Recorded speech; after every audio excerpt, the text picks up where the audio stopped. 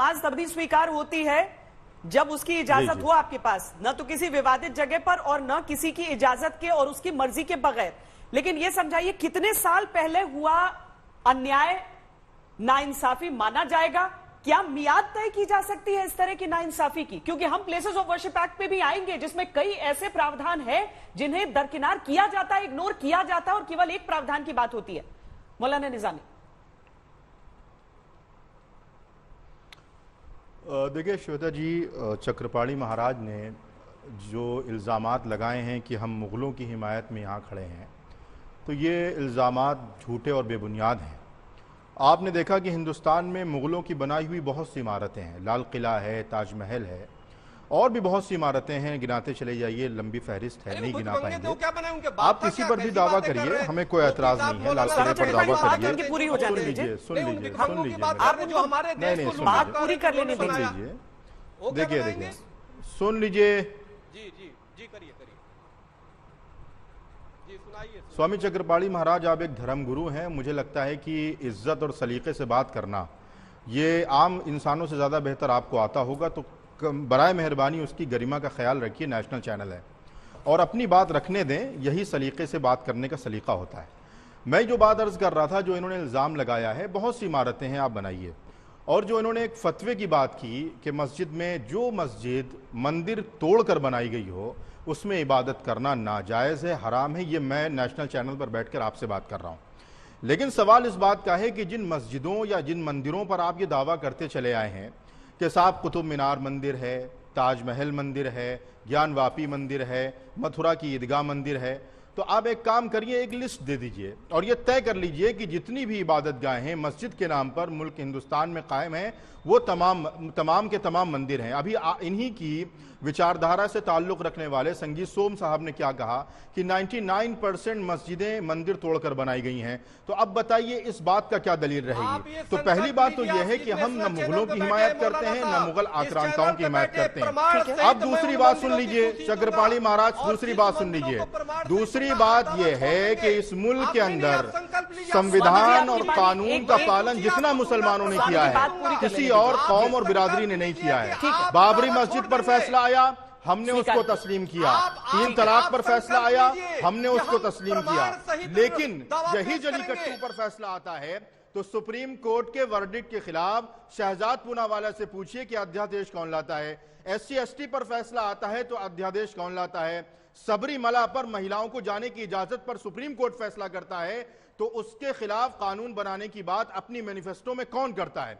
तो इस मुल्क का मुसलमान संविधान को मानता है, संविधान को मानेगा, जो कोई भी हो, चाहे वो चक्रपाणी महाराज हो, सुफियान निजामी हो या वारिस पठान हो। संविधान के ऊपर जाकर अगर कोई बात करता है तो वो उसको हम कंडेम करते हैं, उसकी निंदा करते हैं। लेकिन एक मेरी गुजारिश है, चक्रपाणी महाराज से एक गुजारिश है, अपनी तरफ से बताइए जो कुछ चल रहा है, आपको ये जरूरी लग रहा है, गैर जरूरी लग रहा है? वो जो नाइंसाफी हुई, चाहे सदियों पहले हुई, उसे सही करने का समय है, या फिर आपको लग रहा है कि ये जबरदस्ती का किया जा रहा है? क्या समझ में आ रहा है?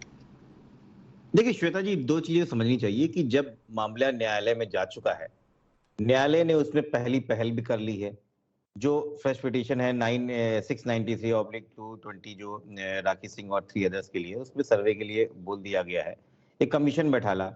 तो मुझे लगता है उसके पहले हम ये कर दें कि क्या नाइंसाफी हुई है, मस्जिद तोड़ के मंदिर बना है या मंदिर तोड़ के मस्जिद बना है, ये अपने आप में हास्यास्पद होगा और इसका कोई तर्क नहीं होता है। अगर कमीशन, पहले हमको समझना चाहिए कि कमीशन अगर बनाया गया है तो कमीशन क्या करने जा रहा है। जैसे कि अभी भारतीय जनता पार्टी के प्रवक्ता ने कहा कि वीडियोग्राफी के लिए मना किया जा रहा है। कोई नहीं मना कर सकता है वीडियोग्राफी के लिए, क्योंकि पहले समझने चाहिए कि ये जो कमीशन बनाया गया है ये सर्वे कमीशन नहीं है, ये कमीशन है, ये सामान्य कमीशन है। ये वो सामान्य कमीशन है जो वहां पे जाएगा और हूबहू जो स्थिति यथास्थिति है वो बताएगा। कमिश्नर बताएगा कि यहाँ पर ये चीज ऐसे रखी है और ये चीज वैसे रखी है। कोर्ट में साथ में कहा है इसकी वीडियोग्राफी भी होनी चाहिए, तो ये बात सही होनी चाहिए। और मुझे लगता है कि जहां एक दिन सौहार्दपूर्ण हो गया है, कल एक दिन और हो जाने दीजिए, अपने आप सबका दूध का दूध और पानी का पानी हो जाएगा। न्यायालय एक प्रक्रिया के साथ चल रहा है, लेकिन इस समय देश में जो प्रमुख मुद्दे हैं उनको कहीं ना कहीं ध्यान से भटकाने का भारतीय जनता पार्टी पुरजोर प्रयास कर रही है।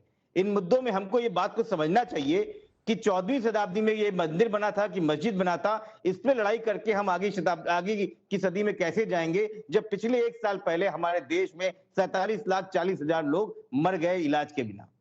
हमको उसकी कौन बात करेगा? तो ये कहीं ना कहीं भारतीय जनता पार्टी द्वारा एक आयोजित एक प्रोपेगेंडा है, जो मूलभूत मुद्दों से दूर करने के लिए ये फैलाया जा रहा है और दिन भर इस पे चर्चा कराई जा रही है। चलिए ठीक है, इससे लोग ये ना पूछ, सबने अपनी अपनी बात रख दी है सामने, और अब जरा हम इस बहस की शुरुआत करते हैं। शहजाद पूनावाला, आप पर तमाम आरोप लग गए हैं। वैसे विष्णु जैन भी हमारे साथ जुड़ गए, हम जल्दी से उनसे ले लें, क्योंकि विष्णु जैन जी, आप उस दल का हिस्सा भी थे, आप भीतर गए थे, कुछ मिला नहीं मिला?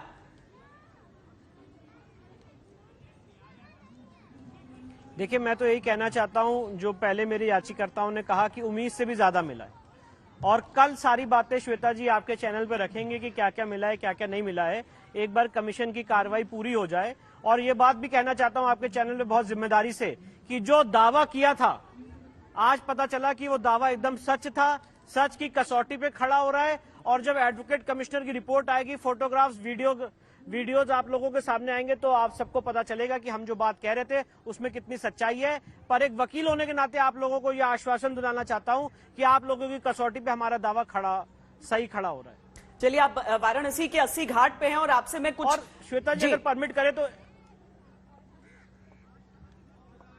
मैं एक बात और कहना चाहता हूं। मैं यहाँ पे सारे लोगों को सुन रहा था। आज जब मैं वहां पे अंदर था, तो एक बात मुझे बार बार दिल में कचोटती रही, और प्लीज इस पे आप अपने लोगों से भी पूछिएगा कि क्या इस देश में अपनी सांस्कृतिक विरासत को रेस्टोर करने का दायित्व हमारा नहीं है? क्या सिर्फ पेट्रोल डीजल पे ही बात होती रहेगी? क्या स्पिरिचुअल डेवलपमेंट आर्टिकल 21 के अंतर्गत नहीं आता है? Right to life includes right to spiritual development also. और ये जो हमारी सांस्कृतिक विरासत थी, जो सुप्रीम कोर्ट ने अपने जजमेंट में भी लिखा है, जो आज हमने देखा भी, उसको क्या रेस्टोर करने का हमारा हक नहीं है? क्या उसकी लीगल लड़ाई हम नहीं लड़ सकते? चलिए शहजाद, आरोप आप पर सबसे पहले तो बहुत सारे लगे हैं। क्या भारतीय जनता पार्टी सचमुच में इन मुद्दों को उठा रही है ताकि वो भटका सके लोगों को, कि बेरोजगारी या फिर महंगाई, रुपए की दर जो है, वो सारी चीजों से भटकाने के लिए आप लोग कर रहे हैं? देखिए, जो पार्टियों को नोटा से कम वोट अभी उत्तर प्रदेश में इन्हीं मुद्दों पर मिला है, और जो पार्टी चुनाव फिर से हारी है, वो इस मुद्दों को चुनाव में भी उठाया, और जनता ने जवाब दे दिया आपको कि कौन इस पर काम कर रहा है और कौन जिन्ना को याद कर रहा है। परंतु सवाल आज ये है, अगर इतना ही उनको चिंता है, तो समाजवादी पार्टी के लोग, जिनका चरित्र तो राम भक्तों पर गोलियां चलाने का रहा है, ये कहते हैं, अखिलेश यादव जी का स्टेटमेंट है कि इससे खाई पैदा होगी। मतलब अगर मां श्रृंगार गौरी के श्रद्धालु कोर्ट चले जाए एकदम रूल ऑफ लॉ को अपनाते हुए, तो खाई पैदा हो जाएगी। अबू आजमी कहते हैं एक्शन का रिएक्शन होगा। ये महंगाई और बेरोजगारी कम करने वाले बयान है क्या? वो तीसरे बैरिस्टर साहब कहते हैं कि खून की नदियां बहेंगी। चौथे जाते हैं औरंगजेब की मजार पर। मतलब सोचिए, अभी कह रहे हैं सुप्रीम कोर्ट की हर बात को हम मानते हैं, ये सुप्रीम कोर्ट ने ये कहा है, सुप्रीम कोर्ट ने कहा है 3 तलाक पे कानून बनाओ। वारिस पठान मानते हैं कि नहीं मानते? बताइए एक बार। हिजाब पर उन्होंने, सुप्रीम कोर्ट ने 2015 में कहा it's not essential to Islam. मानते कि नहीं मानते? अपनी सहूलियत के हिसाब से सुप्रीम कोर्ट मानेंगे। तीसरी बात मैं इनसे पूछना चाहता हूं कि आज जब एक फैसला, एक सेकंड सुन लीजिए, पूरी बात सुन लीजिए। मैं आपसे सिर्फ इतना पूछना चाहता हूं कि आज फैसला आया है कोर्ट का, क्या फैसला है? ए कहता है कि ये मेरा बच्चा है, बी कहता है ये मेरा बच्चा है। कोर्ट ने कहा चलिए पहले डीएनए टेस्ट करवा दो।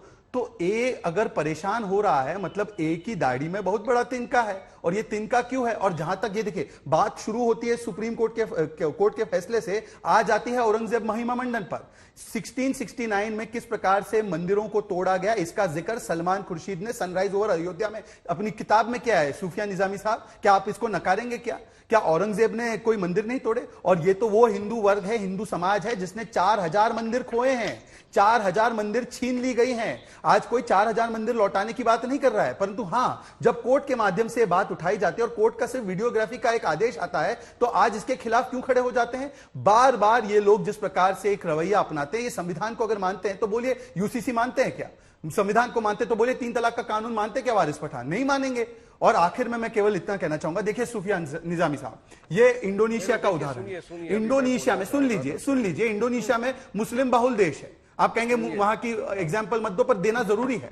मुस्लिम बाहुल देश 1950 के दशक में प्रम्बनन मंदिर का पुनर्निर्माण कर लेता है, और यहां पर कुछ श्रद्धालु कोर्ट चले जाते केवल एक अधिकार के लिए, दैनिक दर्शन हो जाए, अनुष्ठान हो जाए, मेरे विग्रह सुरक्षित रहे, तो इससे सेकुलरिज्म खतरे में पड़ जाता है। यह किस प्रकार का सेकुलरिज्म है? सड़कों पर नमाज अता हो दिन रात तो सेकुलरिज्म खतरे में नहीं, आप हिजाब का फैसला ना माने सेकुलरिज्म खतरे में नहीं, अतिक्रमण हटाने के लिए बुलडोजर चला जाए तो सेकुलरिज्म खतरे में, यहां पर कोई सर्वे कराने चला जाए तो सेकुलरिज्म खतरे में।